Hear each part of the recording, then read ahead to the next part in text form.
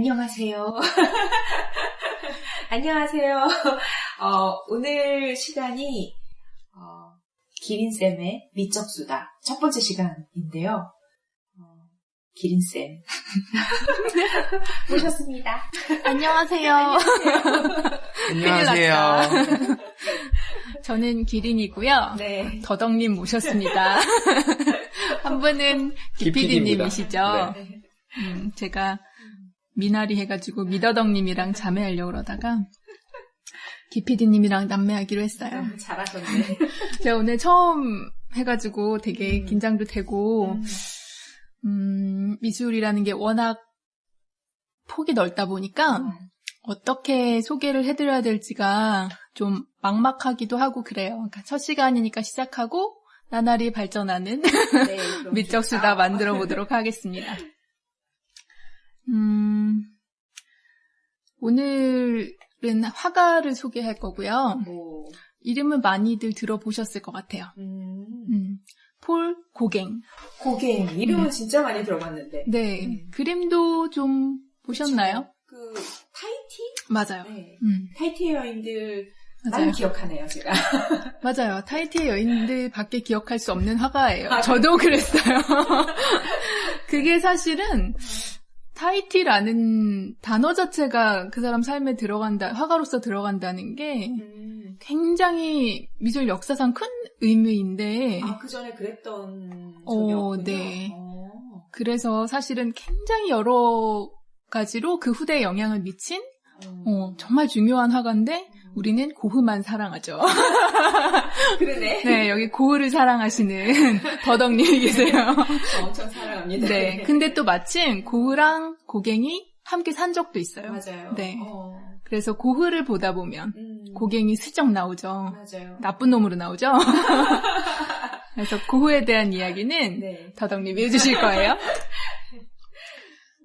영상이 나가고 있나요? 여기 제목을 우리는 어디에서 왔는가? 우리는 무엇인가? 네. 우리는 어디로 가는가? 라는 이런 말도 안 되는 철학적인 주제를 오늘 첫 수다의 주제로 삼았는데 이건 뭐 제가 만들거나 한 게 아니라 고갱이 자기 그림에다 붙인 제목이에요. 예. 타이티어로 이렇게 쓴 거를 저는 그런 거 모르니까 한국말로 번역했고요. 이게 그 사람의 유작은 아니고요. 그러나 본인 스스로 이게 유작이었으면 했던 작품이에요. 이 배경에 있는 그림 아니고 나중에 보여드릴 거예요.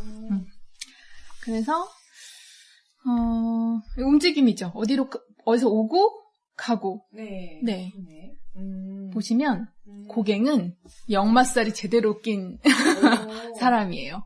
어릴 때부터 쭉 그랬어요? 네, 나자마자 젖먹이 때부터. 그래요? 네, 놀라운 사실을 앞으로 들으시게 될 건데 1849년 이제 19세기 중반이죠. 그때 이 아이가 태어나서 젖먹이 아기예요. 근데 그때 1848년에 한 해 전에 프랑스에서 2월혁명이 일어난대요. 맞나요? 기피디님? 아니요, 전 잘 몰라요. 그거는. 역사 전문가신데?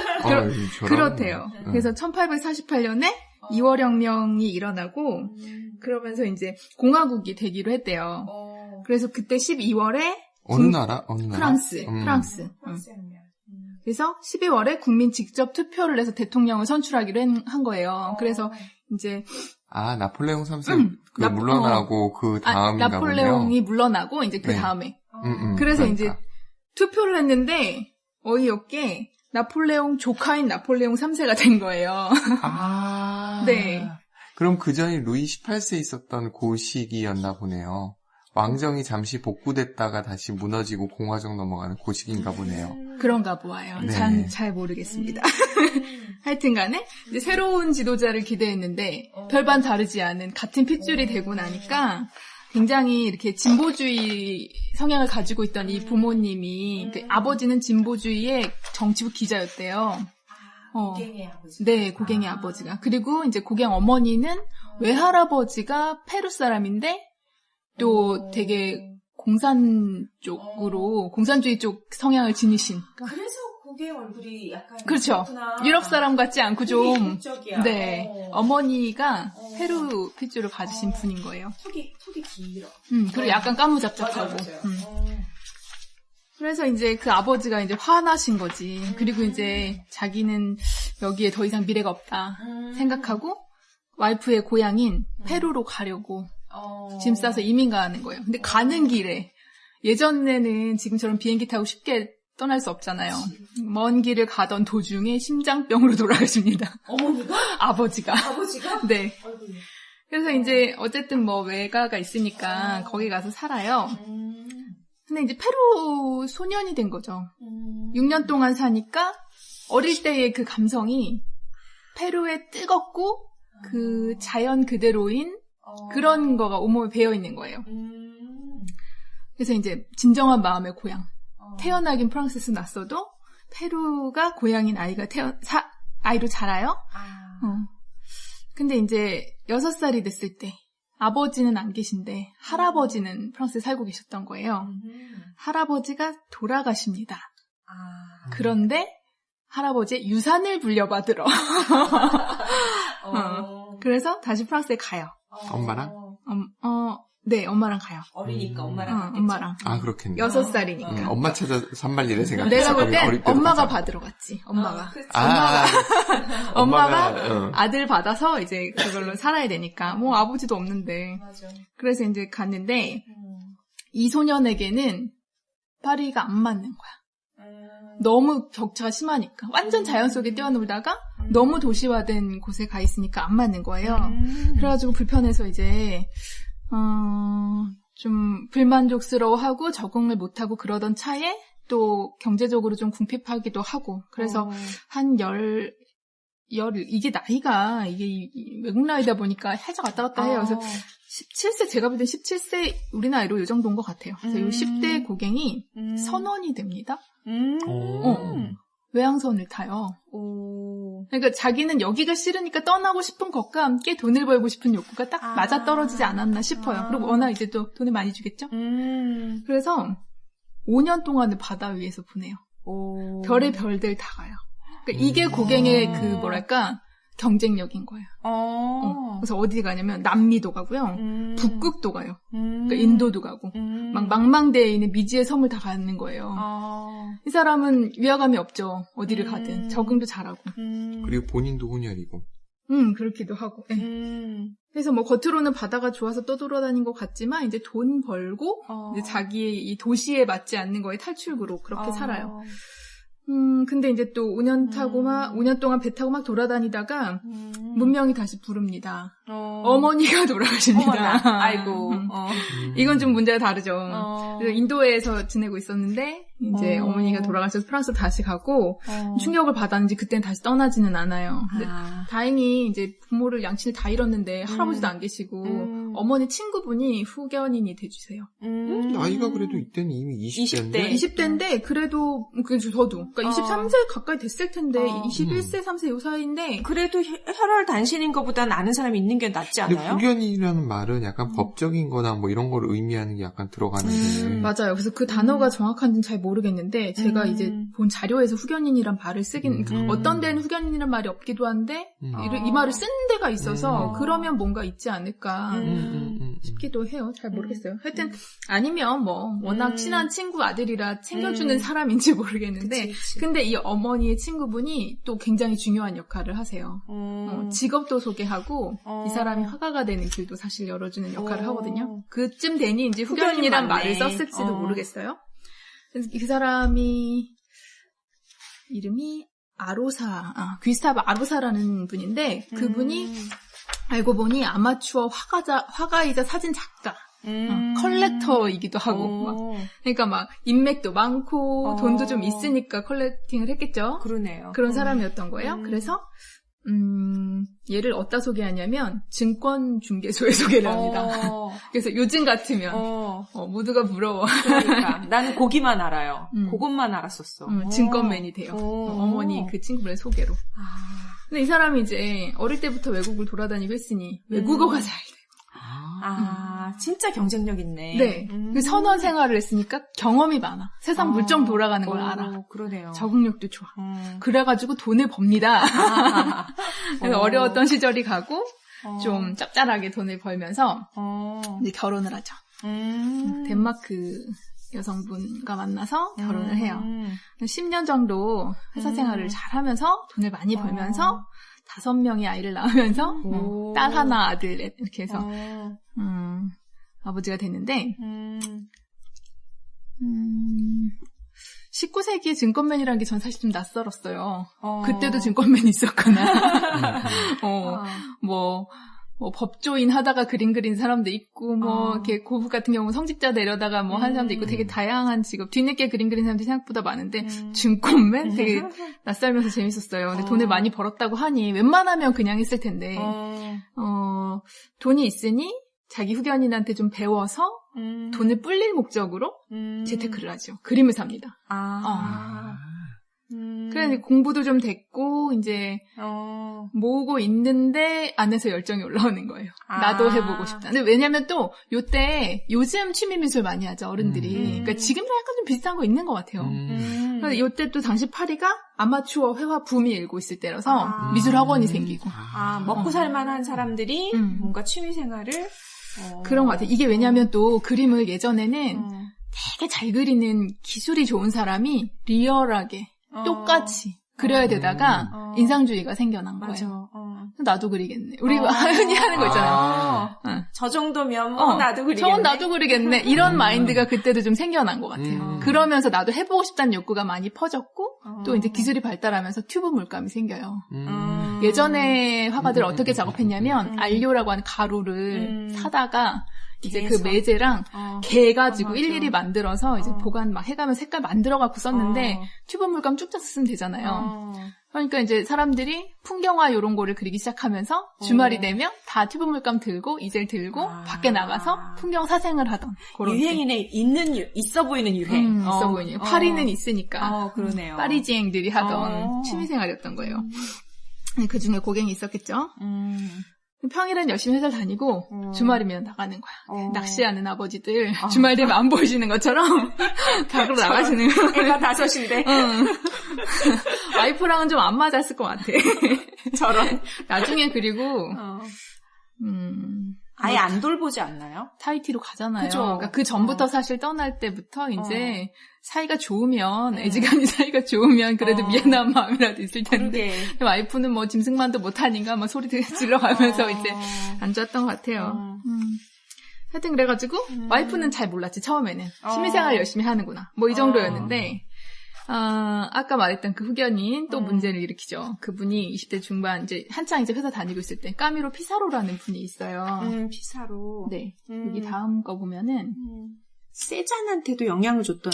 맞아요. 많은 걸 알고 계시네요. 그러니까. 아니 그러니까 이게 이분이신데 당시 풍경화를 이렇게 그리시던 분이에요. 인상주의의 초창기 멤버고 끝까지 지키시고 그리고 자기 그림만 그리는 게 아니라 뒤에 자기 제자를 키우거나 그게 아니라도 재능 있는 사람 발굴해서 이렇게 그 사람들 돕는 거 교육적으로 미술에 대한 이야기를 많이 하고 이런 걸 굉장히 즐기던 교육자이기도 한 분이에요. 그러니까 이게 명확하게 그리지 않잖아. 그러네. 진짜 인상주의 느낌이 있네요. 네. 그러니까 후기 인상파에 비해서는 훨씬 부드럽네. 이 사람은 초창기 인상파시니까 그림을 전체적으로 봤을 때는 뭐 눈 이렇게 실눈 뜨고 보는 것 같이 사실적이긴 하지만 이걸 디테일하게 보면은 굉장히 느낌을 표현한 거죠. 그러네요. 빛이나 아니면 점이 나오거나 이런 게 리얼하진 않은데 이렇게 그리시고 이분이 쇠라 신약 혹시 아시는지 점묘파. 그렇죠. 신인상주의라고 말하는 그 점묘파를 그냥 키웠어요. 그 사람들은 도와준 사람이라 제자예요. 이분의 후기 작품에도 내가 그 넣는다는 게 다운도 받아놨을 텐데. 그 작품에는 아예 대놓고 그냥 점묘화 같은 그림들이 있어요. 이런 거. 그러네요. 이건 그냥 신약 그림이라고 해도 그 풀바디에 아니 공원 아르장 아닌데 그 공원 뭐죠? 갑자기 생각 안 난다. 공원 그 그림 뭔지 알아. 치마 이렇게 볼록한 쉐라의 그 공원 그림 뭐 별반 다르지 않죠. 그냥 어떻게 보면 쉐라가 대단한 게 아니라 이 사람 피사로의 제자였던 거야.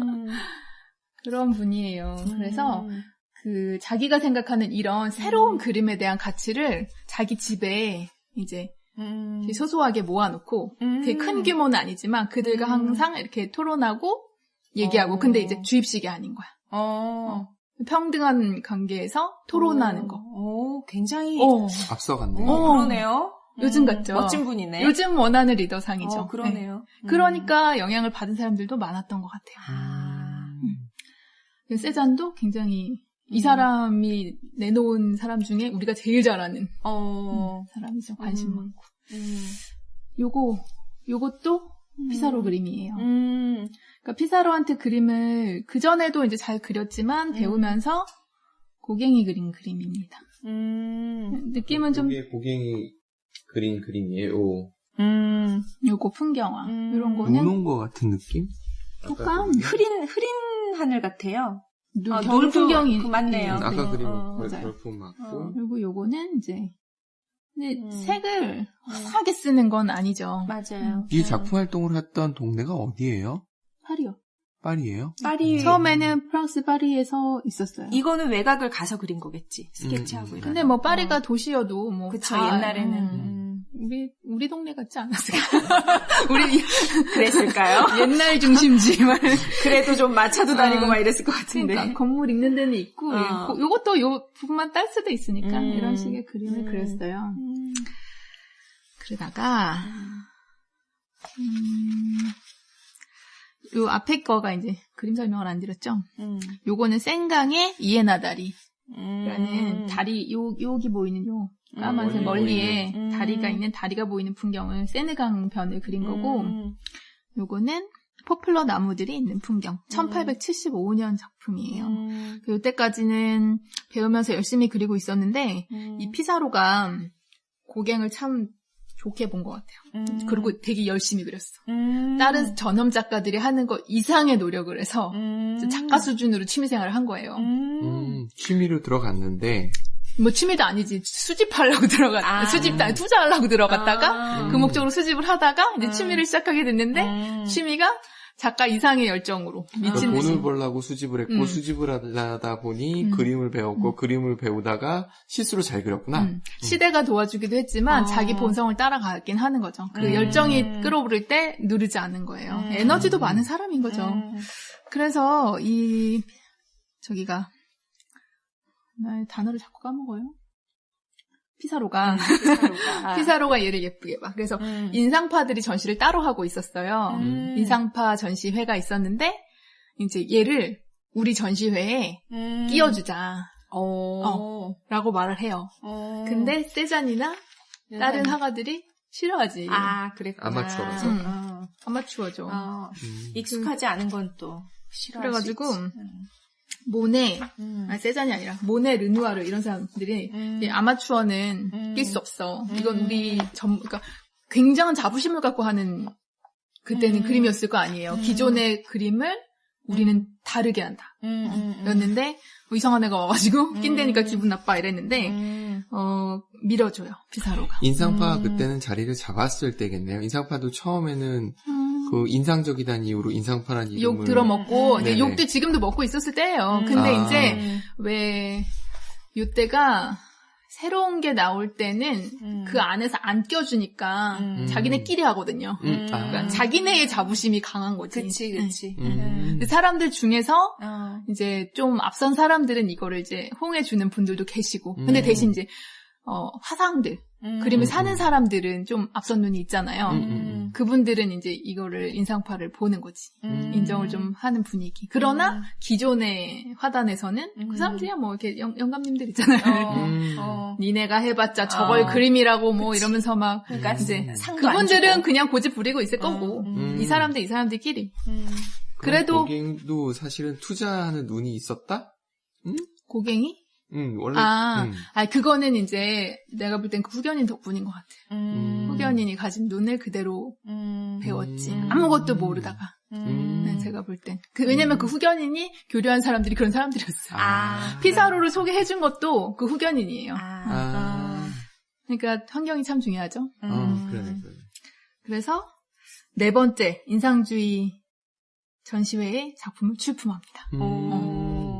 근데 뭐 그렇다고 해서 이게 뭐 대단한 뭐 작가가 되고 이건 아니지만 그래도 그렇게 열심히 한 사람에겐 대단한 보상이잖아요. 이게 미술을 시작한 지 한 7, 8년 만에. 그래서 이제 꾸준히 그림을 막 되게 열심히 그려요. 옷은 증권맨인데 이제 속은 아닌 거야. 속은 화가야. 그러니 뭐 그렇게 열심히 뭐 좀 약간 일이 소홀해지지 않았을까 싶어요. 왜냐면 잘렸으니까. 되게 열심히 했으면 열심히 하는 사람 자르긴 좀 미안했을 텐데. 회사에서 그림 생각만 했겠네. 뭐 하던 가락이 있으니까 하기야 했겠지만 아무래도 증권은 또 되게 민감해야 하잖아요. 되게 순간순간 해야 되는데 어떤지 잘 모르겠고 그래서 82년에 프랑스에 급격한 경기 불황이 왔대요.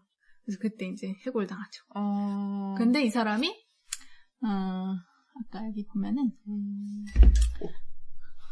이걸 그냥 역마살만 얘기하고 갔는데 이제 아까 1살 때부터 시작된 역마살. 할아버지 돌아가셔서 오고 또 다니다가 엄마 돌아가셔서 오고 막 움직이고 있는 와중에 직딩이 이제 재테크를 하죠. 하다가 이중생활, 이제 취미생활 이중생활 되다가 그 다음에 인상주의 전시회에 참가를 하다가 경제 불황으로 해고를 당하는데 아싸 신나. 아싸 좋아. 난 너무 좋은 거야. 때는 이때다. 배를 탔어도 부유하지 않았어요. 그냥 자기 한 몸 살고 그랬던 것 같은데 그리고 이 사람은 돈 개념이 없지 않을까 싶어요. 근데 가면서 쓰고 이랬을 것 같은데 그게 이제 결혼하면서 좀 좋아진 거거든요. 부인의 처가의 능력이 아니었을까 싶어요. 그러다가 이제 이게 증권맨이 되면서 이제 자기 능력으로 핀 거지. 근데 아싸 전업하면 이제 그리고 그림 그리느라 또 돈 많이 썼을 거 아니에요. 그러네. 그러니까 모아둔 게 별로 없었을 것 같아. 그러니 부인과의 사이가 좋을 리 없죠. 애들 어떡해. 근데다가 이제 이 남자가 자기는 그림을 그려야 되는데 세잔의 영향을 좀 받아요. 세잔이라는 화가가 고전에 자화상도 하나 있어요. 여기도 볼까요? 요거는 이제 자기가 전업을 하고 전업을 하고 난 화가야. 그 이전에도 보면 화가들이 화가라는 정체성과 그 프라이드를 스스로도 느끼고 표현하고 싶어하는 욕구를 가져요. 왜냐하면 예전에는 화가는 쟁이였고 수단이었으니까 나는 단지 도구가 아니라 난 예술가야라는 거를 알프레드 듀러라는 사람부터 이제 막 내세우기 시작하는데 그때에 활용하는 도구가 이제 붓과 팔레트를 든 이젤 앞에선 자신의 모습을 그리는 것들이 좀 나오거든요. 자기 자신, 직업 프라이드 같은 걸 보여주는 거네요. 약간 그런 아이콘이기도 하더라고요. 거기서 그 얘기가 재밌었던 것 같아요. 예전에 그 초상화를 그리는 사람들은 다들 있는, 그렇죠. 한가닥 하는 사람들인데, 자기가 자기를 그린다는 거는 그런 의미도 포함된다는 어디선가 들은, 주워들은 이야기가 생각이 나네요. 그리고 이제, 여기는 시선을 딴 데를 보고 있지만, 그 예술가로서의 프라이드를 정말 내세우고 싶은 사람은 당당하게 이렇게 앞을 봐요. 좀 전에 얘기했던 그 듀러라는 작가는 더 훨씬 이전이어서 그때는 정면을 보는 그림은 예수님 정도밖에 그랬다며요. 그릴 수 없을 때 내가 신인, 왜냐면 나도 창조하는 인간이니까 신인 것처럼 그런 컨셉으로 그리기도 했었거든요. 그러니까 이 사람도 이제 나는 예술가다라는 생각을 가지고 그린 게 아닐까 싶은데 표정은 좀 그래요. 앞을 당당히 보고 있지도 않고 얼굴 살짝 창백하기도 하면서 좀 불안해. 어깨도 움츠리고 있어. 왜냐면 전업은 했지만 당장 뭐가 되는 게 아니거든요. 저 눈빛이 와이프 눈치 보는 눈빛이겠다. 그럴 수도 있겠다. 역시 남자의 마음은 남자가 아시는군요. 그래서 이제 그 불안한 마음을 그린 게 아닌가 싶은 이제 자신을 그린 이런 자화상도 있었어요. 잘 그리죠. 네, 워낙에 재주가 있으니까 그랬을 것 같은데 이제 세잔을 만나요. 요거는 이 사람이 자기 아는 지인인 것 같아요. 라발이라는 사람인가 본데 라발의 옆모습이 보이는 정물화예요. 테이블 위에 놓여있는 물체들을 그렸는데 이 그림만 보면 그냥 뭐 정물을 누가 보고 있는 그림인데 이 정물의 느낌이 어떤 것 같아요? 이게 약간 세잔 느낌이네. 이 언니 너무 많이 알아. 정물이 세잔이네. 그렇지. 근데 보통 사람 모르거든. 그럼 정물은 세잔이고 나머지는 아니 그렇다기보다는요. 이제 과정인데 브라크라는 화가도 있었어요. 근데 피카소가 입체주의 그림을 그리는데 브라크가 사실 동시대에 어떻게 보면 약간 앞섰달까? 같이 그거 똑같은 걸 하고 있었거든요. 근데 어떤 거는 둘이 어느 게 누구 건지 모를 정도로 똑같은 것들도 있어요. 왜냐면 서로 보고 베끼기도 하고 같은 풍경을 가서 똑같이 보고 있기 때문에 똑같은 그림들이 많은데 그거를 뭐 나쁘다 할 수는 없어요. 왜냐면 공부하는 중간에 카피는 어쩔 수 없잖아요. 근데 이게 이제 세잔의 그림이거든요. 보다 보니 나도 한번 해볼까 라고 생각한 건 아닐까 싶은데 이게 세잔 그림이야? 이건 세잔의 정물이에요. 그러니까 세잔의 정물의 특징은 과일이 돌덩이 같아 보인다는 거거든요.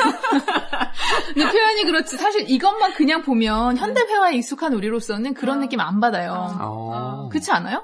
그냥 정물이고 색감이 참 조화롭고 구도가 좋네. 알록달록하네. 배경엔 뭐가 좀 이렇게 있네. 기준으로 돌덩이라는 표현을 쓰는 거예요. 그래서 제가 준비했어요.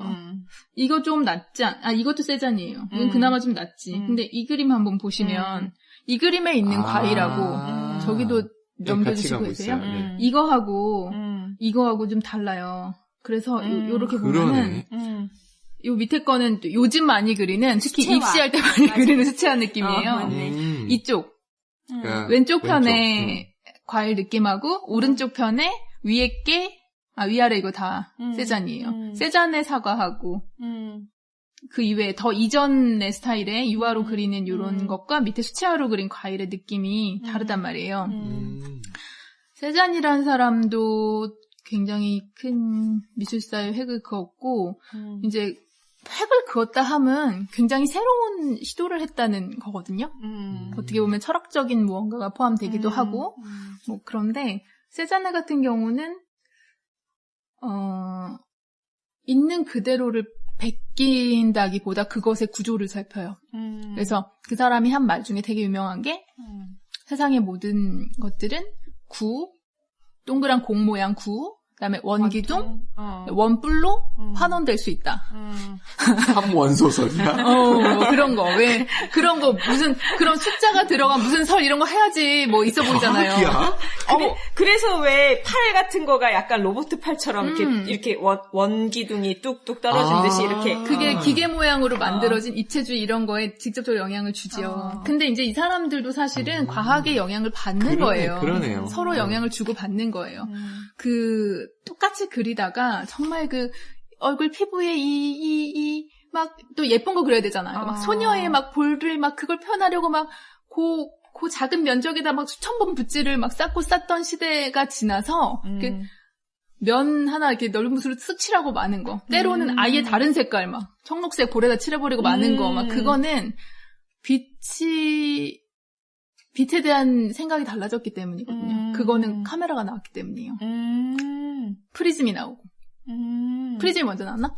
렌즈가 나와서 렌즈로 인해서 빛 받은 렌즈는 무지개를 이렇게 이쪽으로 보이게 하잖아요. 이건 뭐지가 되는 거예요. 그러니까 그거에 대한 광학에 대한 생각이 드러나면서 그거를 알고 사물을 보면 다르게 보이거든요.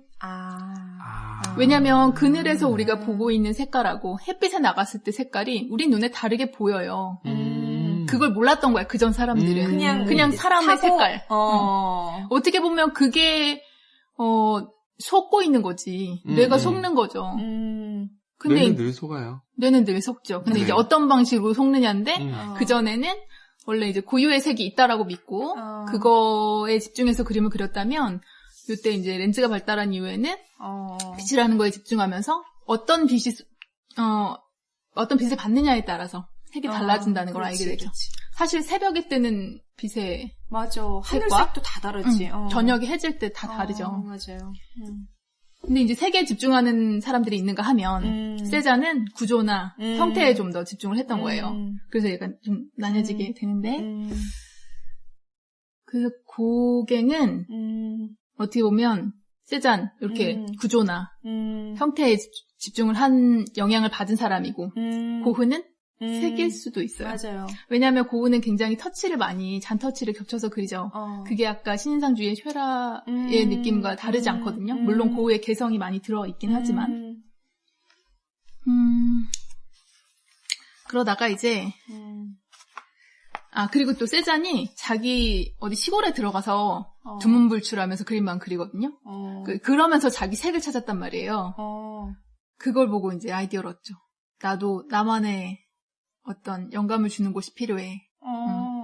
안 그래도 도시는 벗어나고 싶은 사람인데 나에게 영감을 주는 곳을 찾는데 그게 이제 브루타뉴 지방이라고 좀 외곽 시골인 거예요. 거기가 사람들도 순진하고 그래가지고 왜 우리 요즘은 좀 덜하지만 옛날엔 시골 옛날에 왜 우리 전쟁 때 막 미국 사람들이 와서 카메라 들이대면 막 다 막 좋아하면서 찍혔잖아요. 뭐 이런데. 그리고 우리도 몇 년 전만 해도 동남아 여행 가면 아이들한테 사진 찍자면 되게 잘 찍어주고 그랬어요. 그런 느낌. 여기 있는 사람들이 화가가 그림을 그린다고 모델 막 해주는 거야. 되게 좋아하고 순박하고 자연이 그대로 많이 꽤 있고 이런 게 이제 나랑 맞다라고 생각해서 여기가 완전히 보니까 프랑스의 툭 튀어나온 쪽, 맨 서쪽 편에 약간 튀어나온 지역이네. 영국 아래. 약간 그러네요. 외지겠네요. 네. 파리에서 멀진 않지만. 그래서 글로 가요. 근데 이제 와이프가 싫어하겠죠? 문제는 그거죠? 당연한 거 아니야? 원래 여자들은 그런 거 싫어해요. 도시 좋아해요, 도시. 어떻게 해야 돼? 남자는 어떻게 해야 되는 거야, 그러면? 남자는 어떤 남자이냐에 따라 다르죠. 이제 착한 남자는 열심히 그냥 증권맨 하면서 돈 벌어다가 주는데 이 남자는 어디 가고? 내 인생은 어디 가고? 그러니까 이게 두 가지 다 못 갖는다. 이거의 적절한 균형이라는 게 과연 있나 싶고 이게 이제 다들 나를 찾으라고 말하는데 그게 여기 모순이 이제 좀 지나면 제가 항상 그러잖아요. 역사가 순환한다고. 어떤 일이 벌어지지 나는 모른다고 생각해. 참. 그래서 일단 이 남자는 가지요. 뭐 증권도 때려치고 뭐 그러는데 안 가겠습니까? 가요. 가야지. 나는 작가다라고 선언을 했기 때문에 갑니다. 근데 이제 부인이 못 견디죠. 문제는 뭐 어디를 가든 돈을 벌어오면 괜찮은데 돈이 없어. 그래서 이 남자랑 같이 있어봤자 너무 궁핍하니까 친정으로 가요. 애들 다 데리고. 아니, 또 이제 또 외로움은 또 타나 봐. 거기. 그리고 자기도 먹고 살 것도 없겠지. 비루하게 살다가 이제 아주 현실적인. 비루해져서 이제 다시 이제 처가에 들어가요. 들어가? 그럴 정도로 힘이 들었나 보지. 어머나. 그게 외로움이 힘이 들었는지 뭐가 힘이 들었는지 몰라도 잠깐 그렇게 가기도 해요. 고우랑은 아직 안 만난 거죠? 네. 그러다가 이제 자기가 어디 가야겠다는 생각을 해.